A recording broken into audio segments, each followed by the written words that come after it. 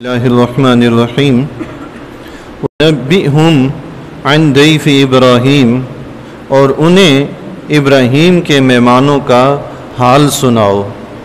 اس سے پچھلی آیت میں اللہ تبارک و تعالیٰ نے دو آیتوں میں ایک بار فرمایا کہ اللہ تعالیٰ غفور الرحیم ہے، دوسری میں اللہ تعالیٰ نے فرمایا کہ بے شک میرا عذاب بہت دردناک ہے۔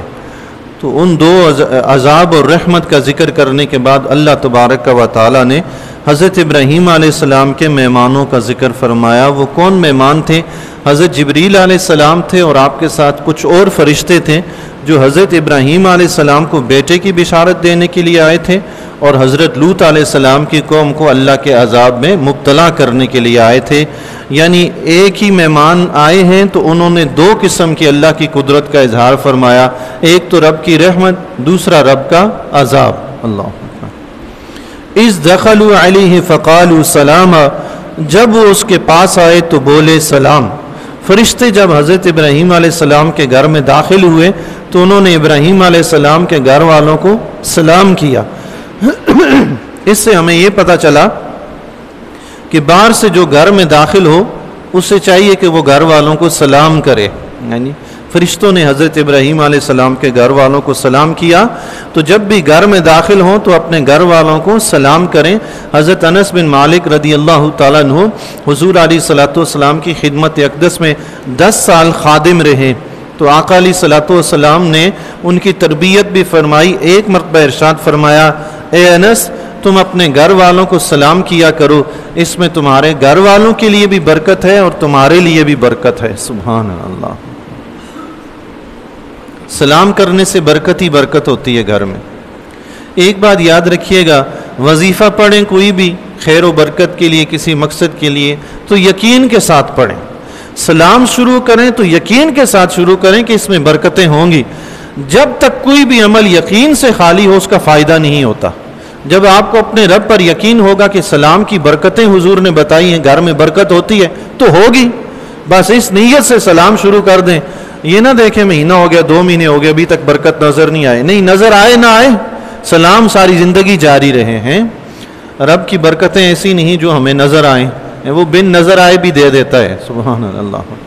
تو سلام کی برکتیں گھر میں آنے جانے کے لیے، جن گھروں میں پریشانیاں ہونا، سلام کو معمول بنا لیں، انشاءاللہ دیکھیے گا پریشانیاں کیسے دور ہوں گی۔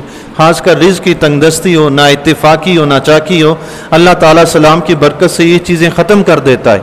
میرے ایک نمازی تھے، بزرگ نمازی ماشاءاللہ، انہوں نے اپنے ایک جاننے والے کا واقعہ سنایا کہ ان کی 7 بیٹیاں تھیں اور وہ بیچارے کافی عمر کے ہو گئے تھے، تو رزق کے معاملے میں بھی بڑے تنگ دست پریشان تھے، بیٹیوں کے رشتے بھی نہیں ہو رہے تھے، بڑے پریشان تھے۔ تو کہتے ہیں انہیں راہ چلتے ہوئے ایک سفید ریش، سفید داڑھی والے بزرگ سفید لباس میں ملبوس ملے، خوبصورت نورانی چہرہ۔ تو انہوں نے ان سے کہا کہ آتے جاتے ہر شخص کو سلام کیا کرو، ہر شخص کو سلام کیا کرو۔ اس کے بعد انہوں نے سلام کی عادت بنا لی۔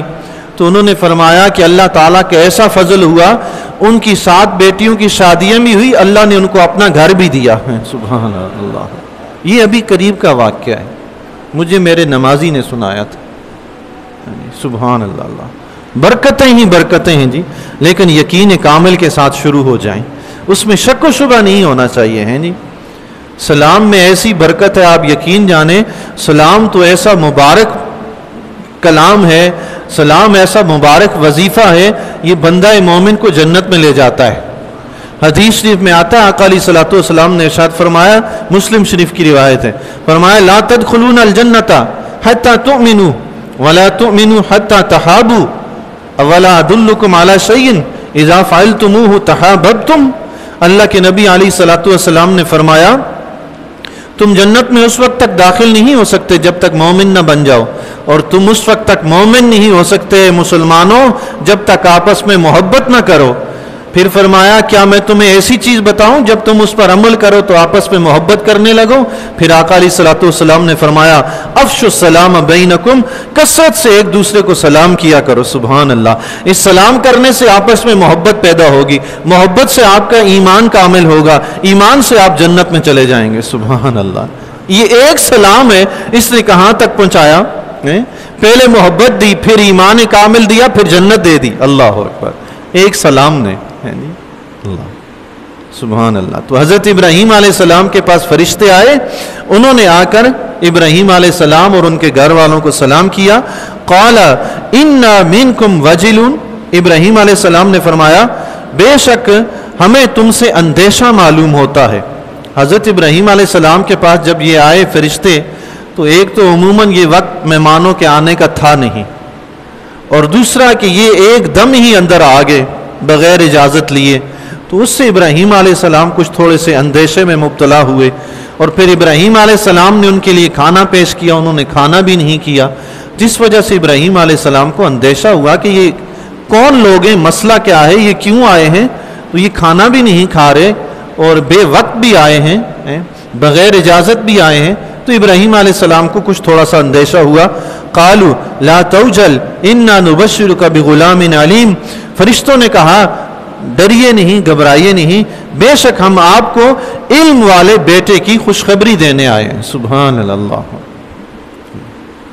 اللہ تعالیٰ آپ کو بیٹا عطا فرمائے گا، کیسا؟ علیم، علم والا. سبحان اللہ. عالم ہوتا ہے علم والا، اس سے زیادہ جو علم والا ہوتا ہے اسے کہتے ہیں علامہ، علامہ سے بھی زیادہ جو علم والا ہوتا ہے اسے کہتے ہیں علیم. سبحان اللہ. فرمایا آپ کو بیٹے کی بشارت دینے آئے ہیں. بیٹا کیسا؟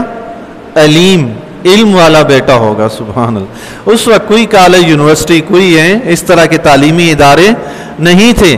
وہ رب کائنات کا فضل تھا، انبیاء علیہ السلام کو پیدا کرتا تھا تو عالم ہی پیدا کرتا تھا. سبحان اللہ. جی اللہ اکبر. تو علیم بیٹے کی خوشخبری دینے آئے. پتہ چلا کہ عالم بیٹا اللہ کی بڑی نعمت ہے. جی اللہ.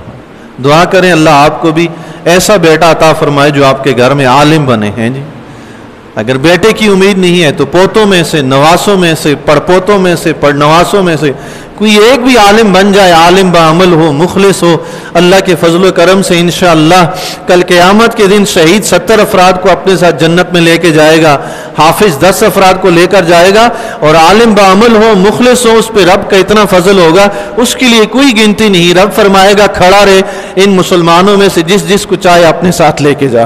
سبحان اللہ. اللہ بنائیں اپنے بیٹوں کو عالم بنائیں گے، اپنی اولاد میں سے، پوتوں نواسوں میں سے کسی کو عالم ضرور بنائیں. امامت کروائیں نہ کروائیں، عالم ضرور بنائیں. گھر میں ایک عالم تو ہونا چاہیے. گھر میں ہر شعبے کا ایک فرد ہوتا ہے، ڈاکٹر ہوتے ہیں، انجینئر ہوتے ہیں، الیکٹریشین ہوتے ہیں اور مختلف ہوتے ہیں. تو ایک شعبہ علم کا بھی رکھ لیں گھر میں، ایک عالم بھی ہونا چاہیے. اللہ تبارک و تعالیٰ سے دعا ہے کہ جی اللہ تعالیٰ ہمیں دین کا علم سیکھنے اور اس پر عمل کرنے کی بھی توفیق عطا فرمائے.